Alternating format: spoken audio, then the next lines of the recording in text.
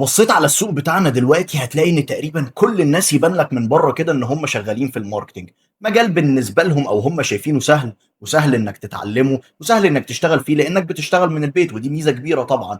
ولكن بعد 8 سنين شغل في الماركتينج خليني اقول لك ايه اللي بيفرق الماركتير الشاطر عن الشخص اللي داخل فاكرها سبوبه وداخل يعمل فلوس. وهقول لك برضو ليه معظم الناس اللي انت شايفها قدامك دي ما بتشتغلش وما بتعملش فلوس، وبتلاقيهم في وقت كتير من الاوقات طالعه تقول لك المجال ده ما بيجيبش فلوس ابعد عنه. ركز معايا، خليني اقول لك بقى ازاي تفرق ما بين الماركتير الشاطر اللي بيعمل فلوس والماركتير اللي داخل فاكر انه هيعمل فلوس من المجال وما بيشتغلش. رقم واحد، لازم تبقى جوكر، لازم تبقى حابب المجال ده. طب يعني ايه جوكر ويعني ايه حابب المجال ده؟ يعني لازم تعدي على كل حاجة جوه الماركتنج.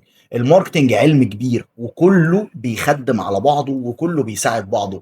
انا اكتر حاجة ساعدتني ان انا الحمد لله ابقى مميز في الماركتنج بعد طبعا توفيق ربنا هو اني كنت جوكر. عديت على جزئيه الديزاينز، عديت على جزئيه الكوبي رايتنج او السكريبت رايتنج، عديت على جزئيه المونتاج والايديتنج والتصوير، عديت على جزئيه المودريشن وان انا ادير صفحات، عديت على جزئيه الميديا باينج وان انا اعمل اعلانات. وده كله في الاخر بيساعدك انك تفكر كويس، تنفذ كويس. يعني الكلام ده بيساعدك انك تفكر في افكار حلوه تجيب فلوس، وبتساعدك انك تعرف تنفذ الافكار دي زي ما انت شايفها. فاهم حاجه في المجال بتاعنا انك تعرف تبقى جوكر، ومش هتعرف تبقى جوكر وتتعلم كل ده الا لو انت بتحب المجال ده فعلا. فلو انت فاكر انك داخل علشان دي سبوبة هتعمل منها فلوس فصدقني مش هتنجح. لكن لو داخل علشان حابب المجال وحابب الافكار وحابب ان انا ازاي اتعلم اقنع الناس بمنتج معين يكون مفيد ليهم فعلا، بس طرقي في الاقناع هي اللي تفرق، لازم تبقى جوكر. لازم تتعلم تعدي على كل الكلام ده علشان تعرف تنجح في المجال كل اللي انا بقوله لك ده هو اللي ساعدني اكون شاطر في الماركتنج واقدر ان انا انجح فيه.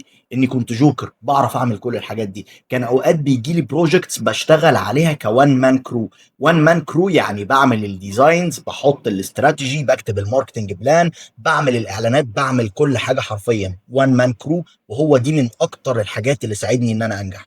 فلو انت كمان عاوز تنجح وعاوز لما تخش اي شركه يبقى المدير بتاعها هو اللي نفسه يشغلك معاه، لازم تبقى جوكر. ولو عاوز تتعلم اكتر اعمل لي فولو واعمل لايك وسيف للفيديو ده، وصدقني المعلومات اللي فيه هتفرق كتير قوي في حياتك لو عاوز تبقى ماركتير شاطر.